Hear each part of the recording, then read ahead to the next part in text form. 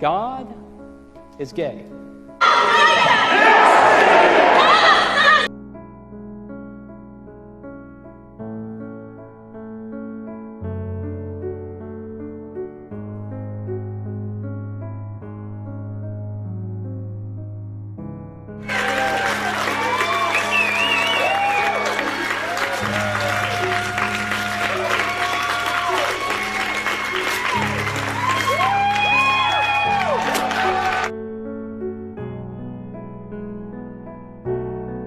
ये भी हो रही है कि ऐसे हालात पैदा हो सकते हैं जब अमेरिका कर्ज चुकता नहीं कर पाएगा, यानी उसके डिफॉल्टर होने का खतरा है। वहीं अमेरिकी राष्ट्रपति जो बाइडेन कह रहे हैं कि मामले का हल निकल जाएगा और डिफॉल्टर होने की नौबत नहीं आएगी।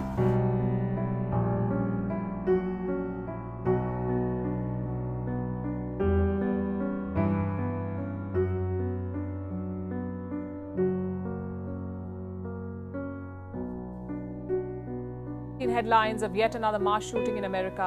This one was in a mall in Texas. There is no safe place in America anymore. There is no safe place in America anymore.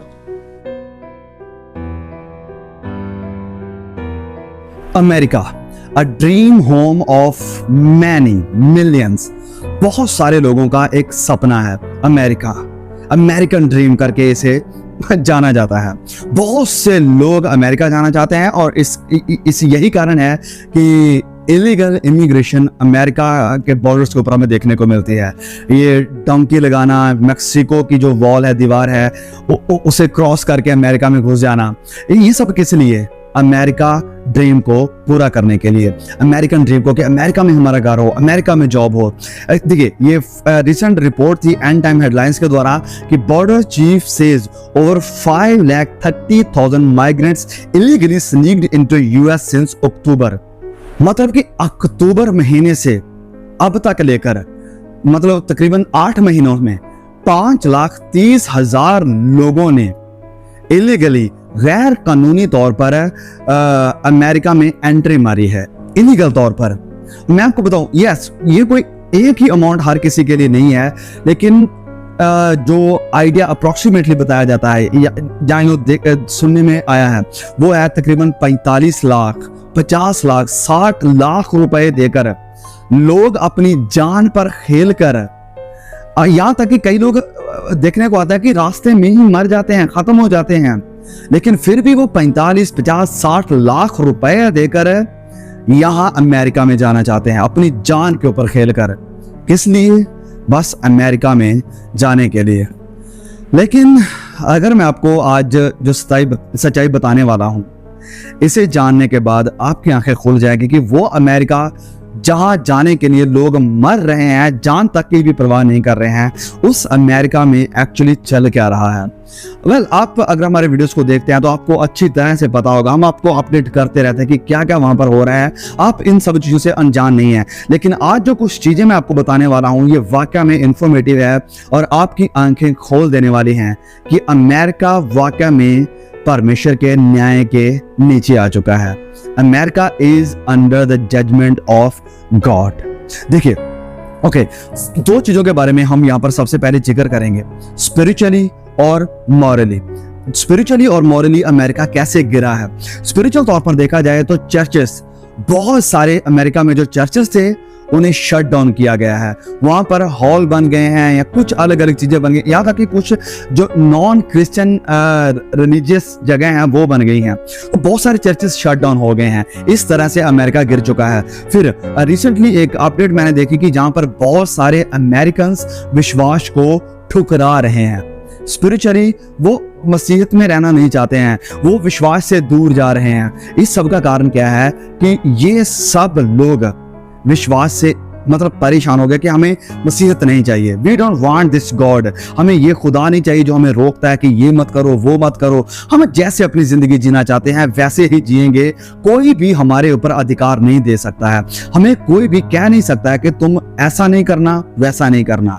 हम आज़ाद हैं और आज़ादी से अपनी जिंदगी जीना चाहते हैं। और यही कारण है कि वो बाइबल को और परमेश्वर को पसंद नहीं करते हैं, because they want to live as they desire, वो अपनी इच्छाओं के अनुसार जीना चाहते हैं। तो यस, स्पिरिचुअली अमेरिका बहुत ज्यादा डाउन जा चुका है। और ये सब कुछ भी एक्चुअली बाइबल की भविष्यवाणी को पूरा होना है।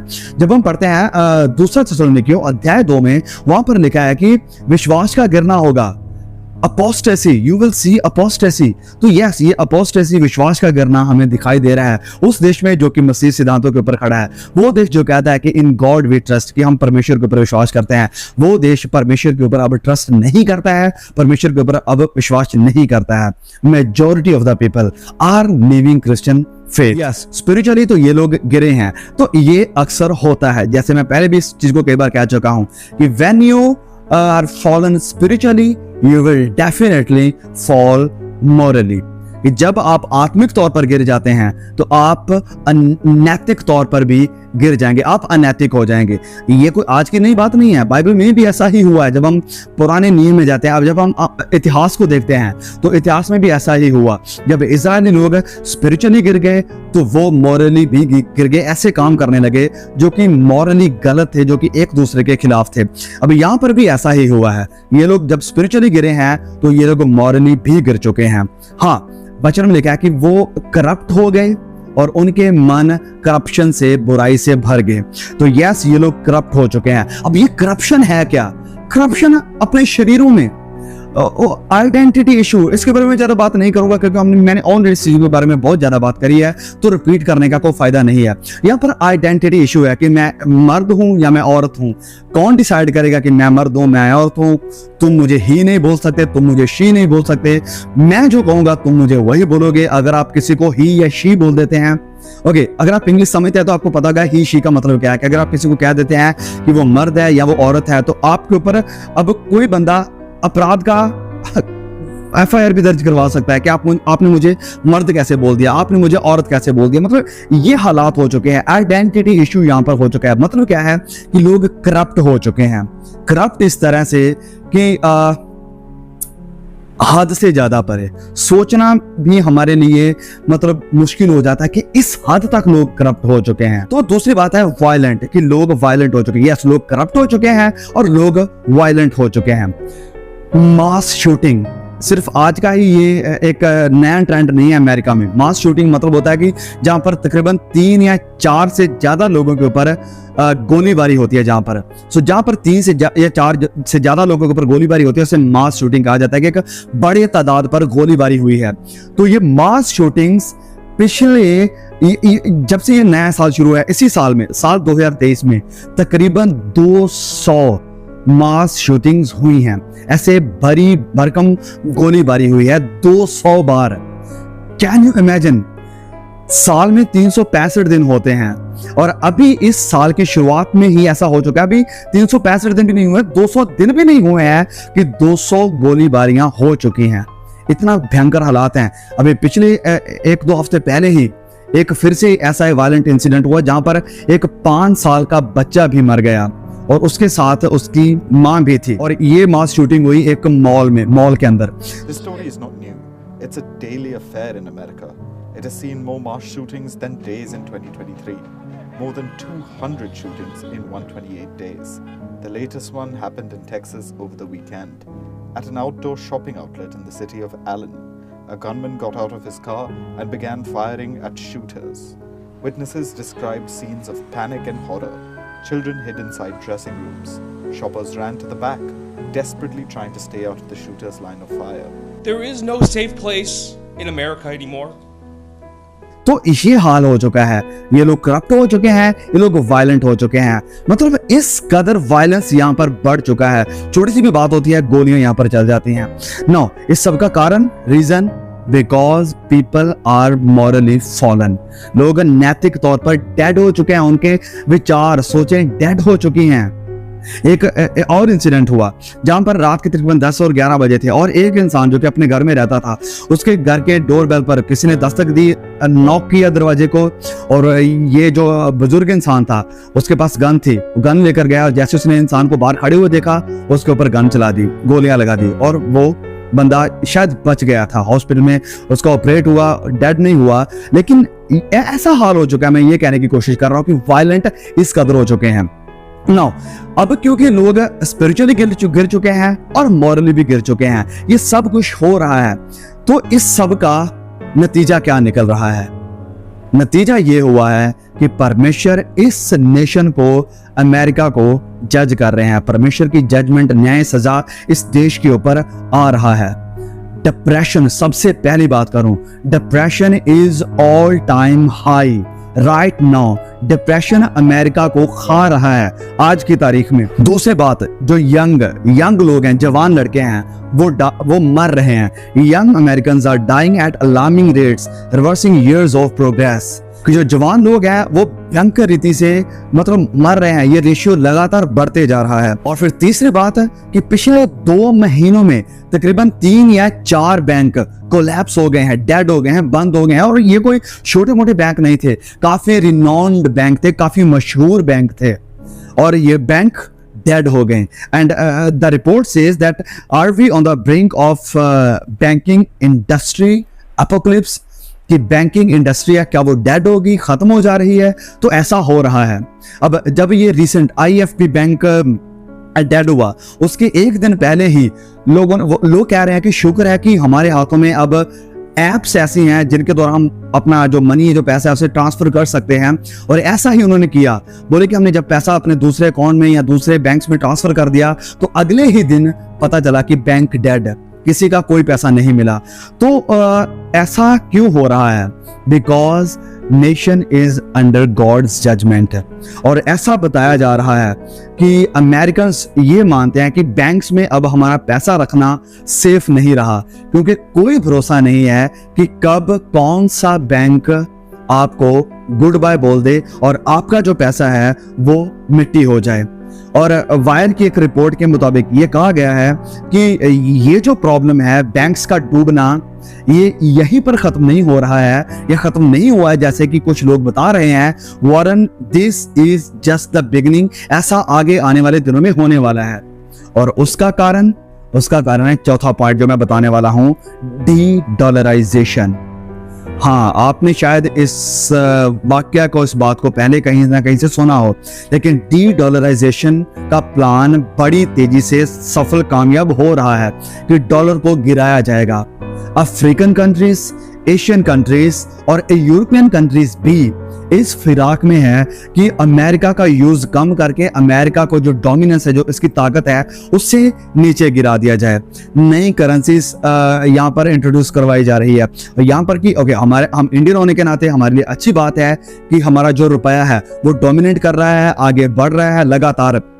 और बाहर भी अगर आप जाते हैं, जैसे कि अरब कंट्रीज में, वहां पर आप अपने इंडियन रुपीस के साथ ही लेन देन कर सकते हैं, जो कि पहले नहीं था। पहले आप अमेरिकन डॉलर को कहीं भी इस्तेमाल कर सकते थे, लेकिन अब रुपीस का भी ऐसे ही उपयोग हो रहा है। और बहुत से देश इकट्ठे होकर इस अमेरिकन डोमिनेंस को गिराना चाहते हैं, अमेरिका को नीचे करना चाहते हैं, जैसे कि China, Iraq, Iran, south Korea, north Korea और इंडियन, रशिया, ये सारी कंट्रीज, ईरान तक भी, वो सारे देश हैं जो कि मसीह सिद्धांतों के खिलाफ हैं। और ये सब मिलकर अमेरिका को गिराना चाहते हैं, अमेरिका के डोमिनेंस को और डॉलर को गिराना चाहते हैं। और ये सारे संकेत हमें दिखाई भी दे रहे हैं कि ये बड़े हाई रेट के ऊपर हो रहा है।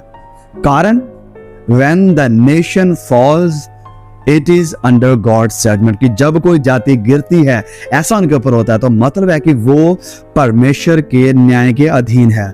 जब परमेश्वर ने इजराइल का न्याय किया तो परमेश्वर ने खुद आकर उसे नहीं मारा या खत्म नहीं किया, वरन दूसरे देशों को अलाउ किया कि वो उनके ऊपर चढ़ाई करे और उन्हें अपना गुलाम बना ले। परमेश्वर, मैं मानता हूं कि हो सकता है इन सारी कंट्रीज को इस्तेमाल कर रहे हैं इस देश को, अमेरिका को सजा देने के लिए।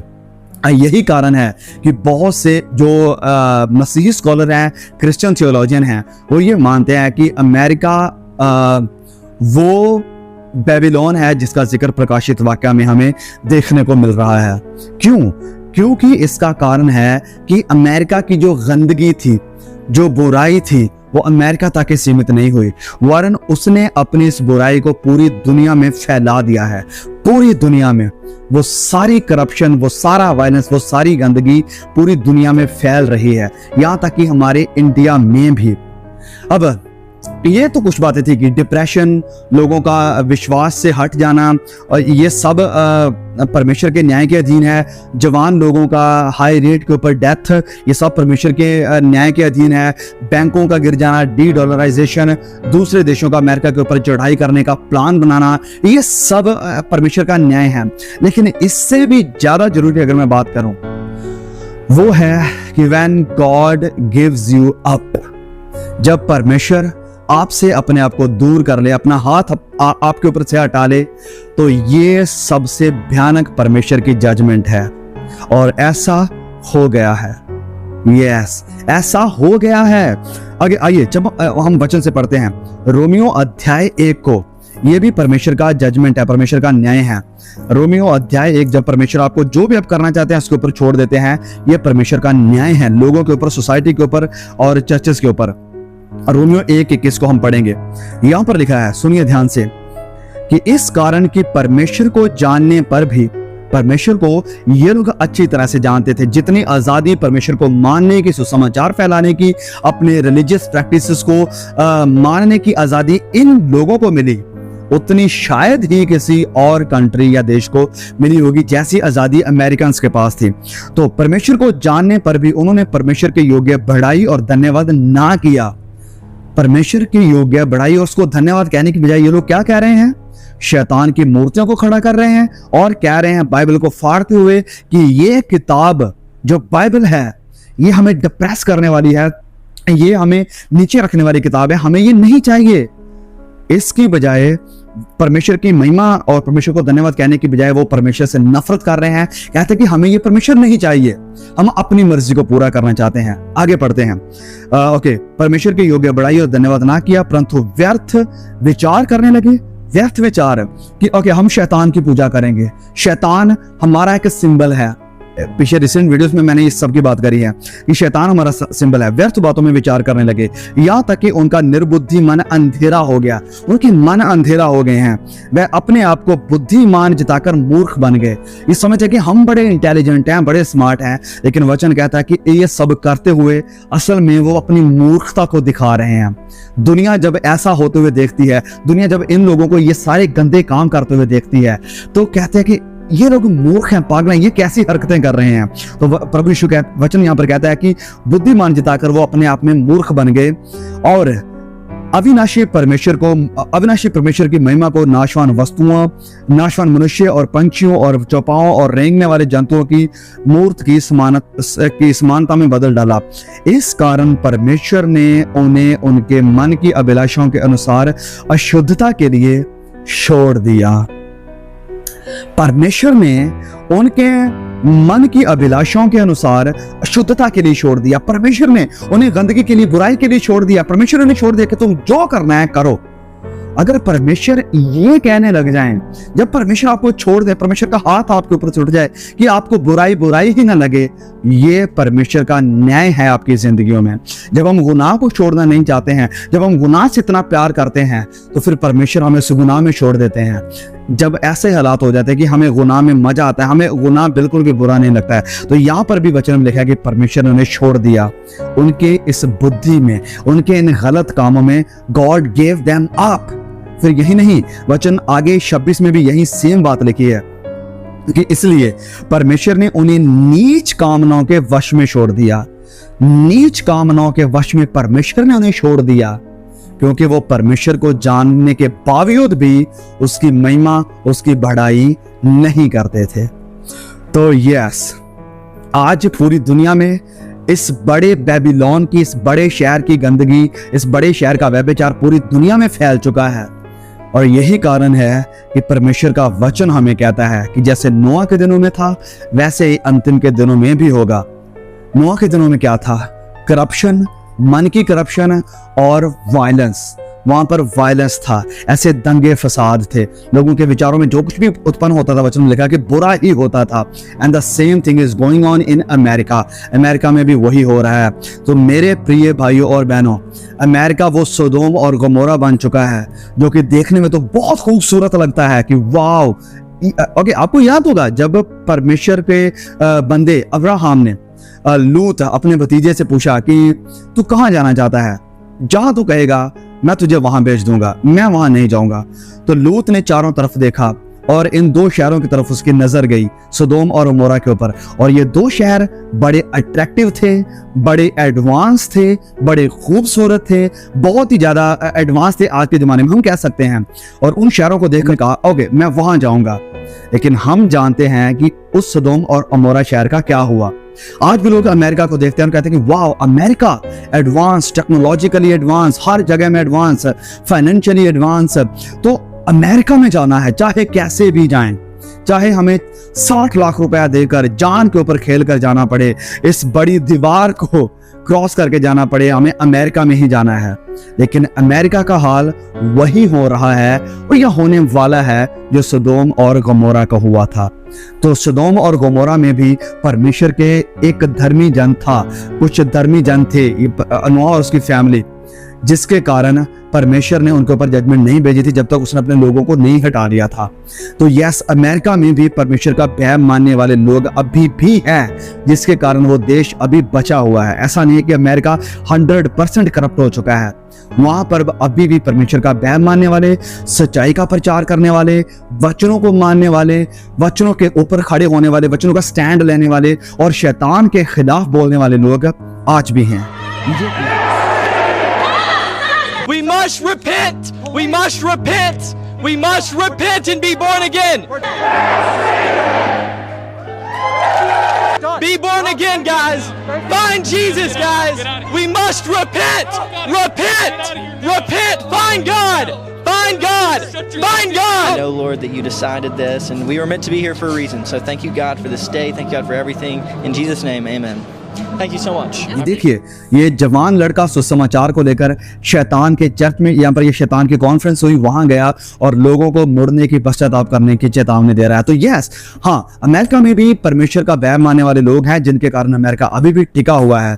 लेकिन America is on the brink of elimination, कि अमेरिका अब खत्म होने की परिस्थिति में है, क्योंकि अमेरिका की बुराई बहुत ज्यादा बढ़ चुकी है। शैतान खुलेआम वहां पर अपना काम कर रहा है। वो छुपकर, चोरी चोरी, सीक्रेट में कुछ नहीं कर रहा है, खुलेआम अपना काम कर रहा है। और खुलेआम लोग बाइबल की निंदा कर रहे हैं, बाइबल को फाड़ रहे हैं, बाइबल को पैरों तले रौंद रहे हैं, बाइबल को खा रहे हैं, बाइबल को जला रहे हैं। खुलेआम नंगा नाच वहां पर हो रहा है, छोटे छोटे बच्चों के सामने ऐसे गंदे शो हो रहे हैं। और ये सारी बुराई परमेश्वर तक पहुंच चुकी है और परमेश्वर ऑलरेडी इस देश को जज कर रहा है। यहाँ पर ये सारी जो चीजें मैंने आपको बताई, और उसका जजमेंट, न्याय बहुत जल्द इस देश के ऊपर आने वाला है। सो मेरे प्रिय भाइयों और बहनों, मैं आपको भी यहाँ पर चेतावनी देना चाहूंगा, आइए हम गुनाह से बाहर आएं, आइए हम गुनाह से तौबा करें।